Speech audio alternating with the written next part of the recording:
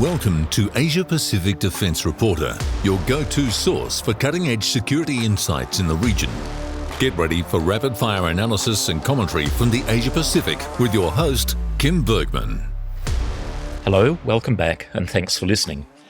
In case any of you are thinking that these podcasts are all about criticising defence, that's not the case, and if time permits a little bit later in this one, I'll be looking at an industry miscreant.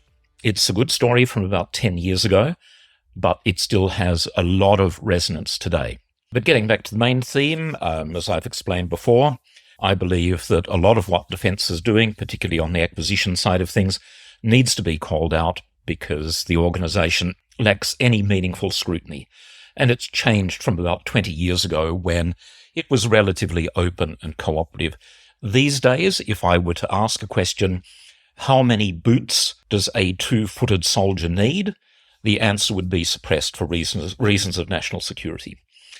Anyway, let's have a look at some recent developments, probably the most important of which, for me, is the budget analysis done by the Australian Strategic Policy Institute. It's a conservative institute, it's independent, all policy wonks look forward to their take on the budget, and there are even some people in defence who appreciate the clarity that ASPI brings to their own numbers. Anyway, what we find out from ASPI is pretty stunning. ASPI has concluded, having crunched the numbers, that defence funding is actually being reduced over the next 3 years. This is because there's been no increase in funding, yet at the same time inflation is way higher than expected. It was expected to be 3%, it's now running at 6 to 7%, and that's having a big impact on everything. Defence is compensated by finance for exchange rate fluctuations, but it's not compensated for inflation. It has to take care of that out of its own budget figures. Now, on top of things that we already know are in the pipeline, such as $9 billion for Red Spice, $32 billion for the Guided Weapons and Explosive Ordnance Enterprise. There's nuclear submarines, there's $19 billion to fund aspects of the DSR. When you put all of that together, that's a loss in real terms that we know about over the next 2 years of about $1.5 billion. But when you factor into account inflation, it's in fact a lot more than that. So this is a big problem for defence. It's actually a big problem for the Labor government because I'm getting resonances back in 2012 when the defence budget was cut, and as a consequence, the screams of outrage from industry and observers and conservative commentators nobbled Labor for years, and they're in the process of doing it again. They are sleepwalking into a financial disaster unless something gives. What's going to happen when dollars become tight? It will be the acquisition side of things that suffers. The reflexive response of defence is to buy more stuff, FMS, so Australian industry is really going to suffer.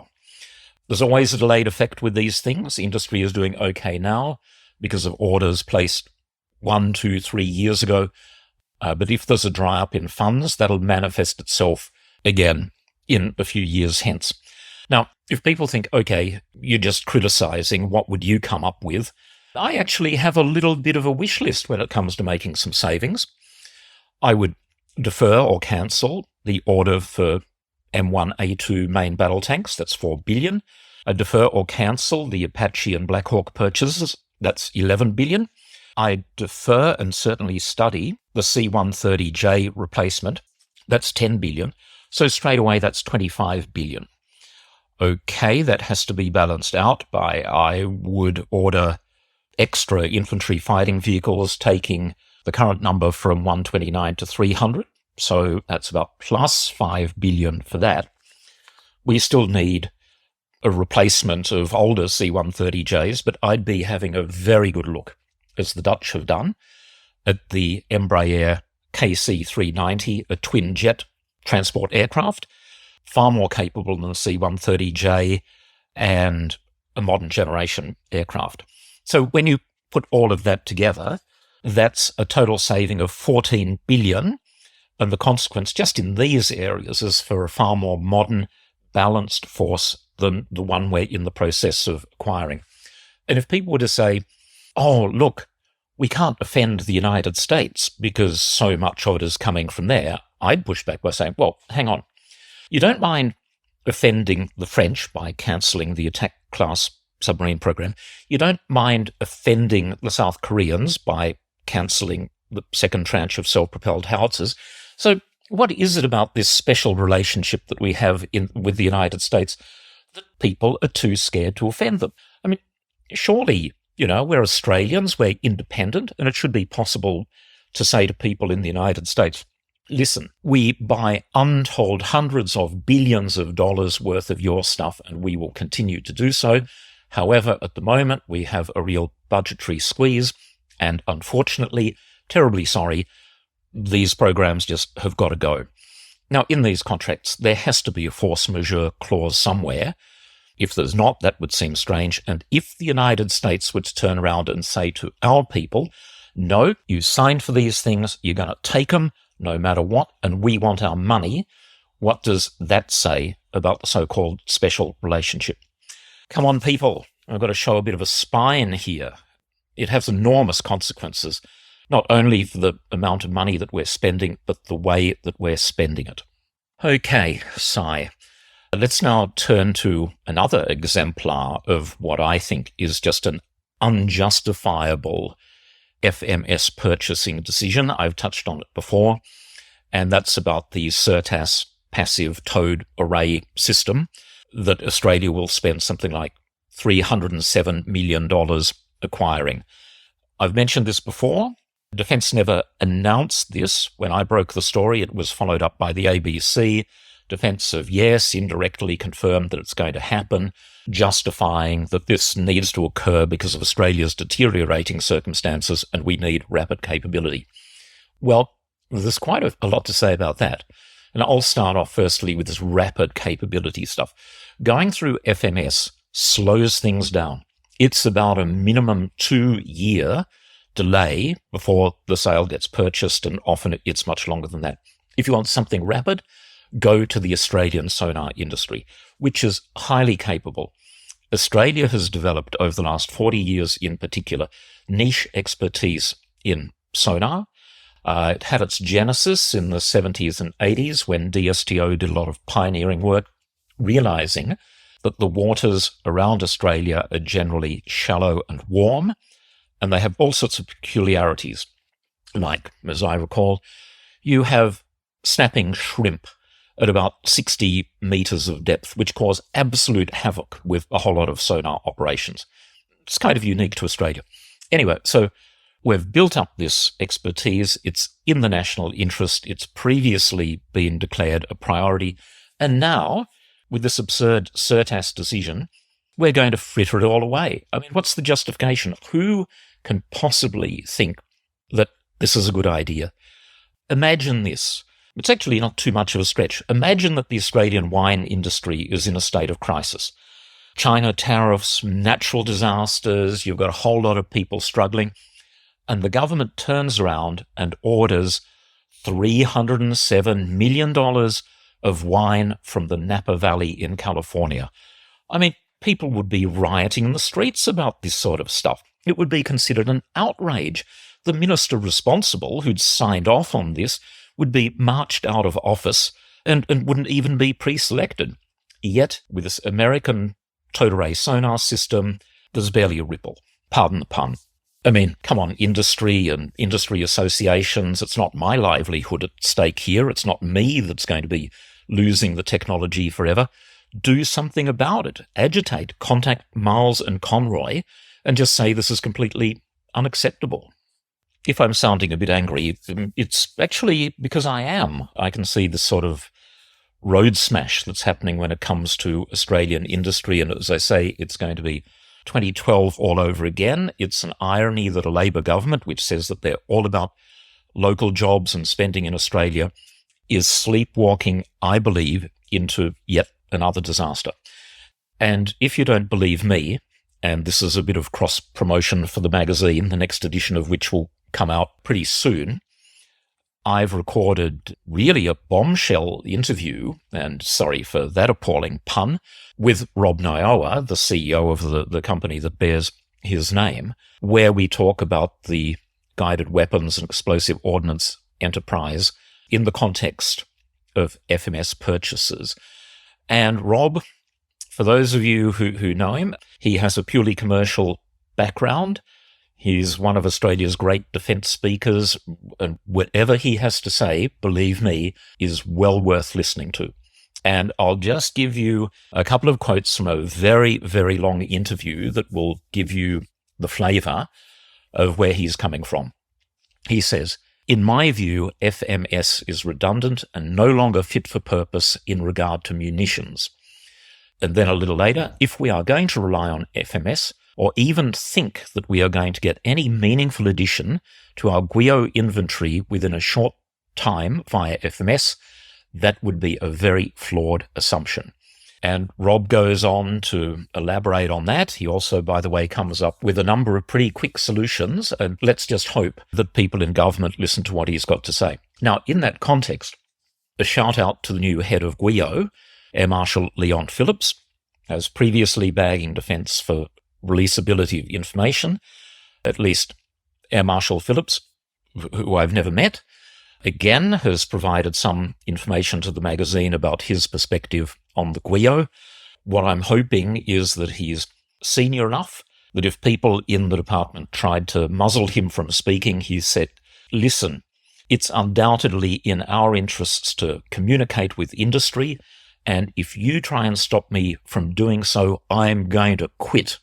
Anyway, there's also his interview, and he explains his perspective, which is really all about urgency and cooperation with industry.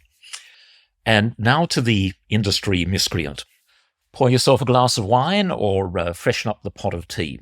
The company that I would like to name and shame is Sikorsky, now owned entirely by Lockheed Martin, one of the world's great military helicopter manufacturers.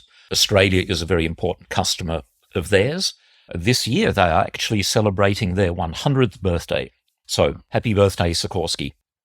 Air 9000, which was still is, the attempt to rationalise Australia's military helicopter fleet, and in particular, around 2011, 2012, 2010, there was a decision to move for a new generation of naval combat helicopter. Navy made no particular secret of the fact that they wanted the next version of the Seahawk, the MH-60R, the Romeo version. There was another potential contender in the form of Airbus. They'd just been supplying Army with early versions of Taipan. There was an ASW variant of that helicopter on the growth path, and Airbus pushed very hard for a competition. For them to be selected, it was always going to be high risk, but they thought, we'll give this a go. That at first was resisted by Navy and Defence, but for a whole lot of reasons, there was finally a competition. But I have to say, as a close observer of it, it was somewhat lopsided. Airbus were fighting with one hand tied behind their back, probably both hands tied behind their back, because first of all, Navy already had a preferred solution in mind. And secondly, Defence and Navy muzzled Airbus and muzzled Sikorsky, saying, look, guys, we want this evaluation conducted in an atmosphere of calm. We don't want to be seeing a whole lot of ads in major newspapers. We don't want you whipping up the Australian populace into a frenzy about all of this. Just take it easy. You can do a little bit of promotion, you can communicate with the media, but just don't go over the top. Now, both companies, of course, went along with that. I mean, when you've got a clear instruction with Defence, you'd be crazy not to. However, we then bring in the USN. The USN wasn't limited at all by any strictures from our defence bureaucrats. So the USN openly pushed for the MH-60 Romeo solution. They did it at conferences, they did it at briefings, all of this sort of stuff. And finally, the media, including me and a few others, and Airbus, were saying, look, this is outrageous. How can you possibly claim that it's a level playing field when Airbus can't say anything about their ASW helicopter, but Sikorsky can wheel out the most powerful marketing weapon of all time, namely the United States Navy. Anyway, defense finally prevailed on the USN as well to knock that off. And it was at this moment that Sikorsky, I don't want to suggest they started to panic, but let's say they were no longer as complacent as they used to be, because Airbus clearly had a huge advantage when it came to Australian content, because they were assembling the Taipan in Brisbane.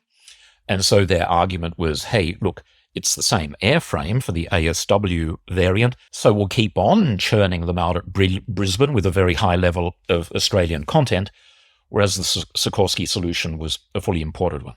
So Sikorsky were thinking, what can we do here? Now, they came up with, actually, on the surface of it, quite an attractive solution.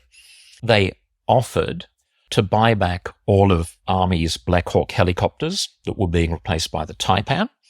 They said they would take them back from defence, and they would then spend $1 billion with the Australian aerospace industry, aerospace sector, to refurbish all of these Black Hawk helicopters, bring them up to date with technology, and that they would then sell the Black Hawk helicopters on the open market. Win-win. $1 billion into Australian industry. Sikorsky would get these refurbed helicopters and would sell them at a profit. So, good story, right? Well, we in the media, of course, faithfully repeated this. We emphasised it. It looked like a wonderful deal. So, fast forward to the order being placed, and this story of the $1 billion investment in Australian industry just vanished. There seemed to be no follow-up from government. There seemed to be no follow-up from defence. It turned out that it was just an empty promise. Now, fast forward today, and again with this next order of Black Hawk helicopters from Sikorsky, not even worrying about the earlier additional 12 MH-60Rs that took place about a year ago. If I were the Defence Minister, I'd be saying to my staff, hey, get me the CEO of Sikorsky on the phone. And the conversation I'd be having would be along the lines of, hang on, 10 years ago, you promised to make this big investment in Australia. What happened to it? And unless I received a very satisfactory reply, I'd be saying, within a fortnight, I want an update on that, and I want it in legally binding form. Here's the direct phone number of the Secretary, direct phone number of the CDF. If I haven't heard back in a fortnight, I'm going to stop this purchase, and I'm going to keep the Taipans in service for a whole lot longer. Because I don't know what other people think, but I certainly still feel this sense of outrage that a company can go ahead and make a commitment of this magnitude and benefit from it in terms of publicity and market credibility and all of those sorts of things, win the order, and then just drop it completely. And shame on Defence, by the way, for not following up on any of that. Thank you again for tuning in, and see you next time. There's a lot more to say about that helicopter story. That's today's Asia Pacific Defence Reporter. For more in-depth articles, expert opinions and exclusive interviews, visit AsiaPacificDefenceReporter.com. Stay informed, stay ahead. This is your source for all things defence. Until next time.